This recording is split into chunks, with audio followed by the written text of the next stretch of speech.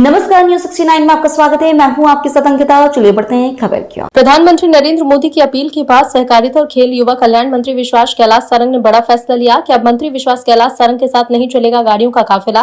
PM Modi का आह्वान अर्थव्यवस्था की सुधारने के लिए है। इस देश के लिए यदि हम कुछ करना चाहते हैं तो हमारा दायित्व है कि पीएम मोदी की सलाह और आह्वान को स्वीकार करें। कार्यकर्ताओं से भी अपील की है कि कम से कम पेट्रोल डीजल का उपयोग करें। ये इस देश के नवनिर्माण के लिए पीएम मोदी का नया प्रयास है। पीएम मोदी ने हमेशा इस देश को खड़ा करने का काम किया।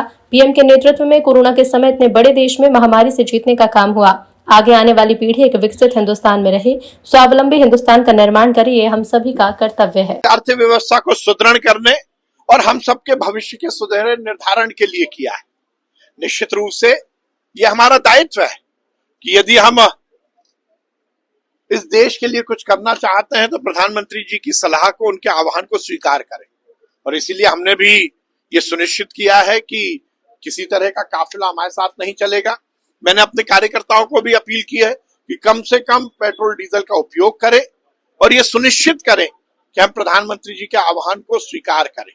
ये निश्चित रूप से इस देश के नवनिर्माण की एक नई प्रयास प्रधानमंत्री जी का है। और वैसे भी नरेंद्र मोदी जी ने तो हर समय इस देश को खड़ा करने का काम किया। कोविड जैसी महामारी में जब पूरी दुनिया में हाहाकार मचा था, इतने बड़े देश में नरेंद्र मोदी जी के नेतृत्व में सरकार ने अच्छा काम किया और समाज को भी उन्होंने जगाकर उस महामारी से की लड़ाई को जीतने का काम किया। तो अब उन्होंने यदि आह्वान किया तो हमें सुनिश्चित करना चाहिए कि हम पूरी तरह से उनके जो जो आह्वान है उसका अक्षरशः पालन करें और ये सुनिश्चित करें कि हमारी आगे आने वाली पीढ़ी एक विकसित भारत में रहे, एक स्वावलंबी हिंदुस्तान का हम निर्माण करें।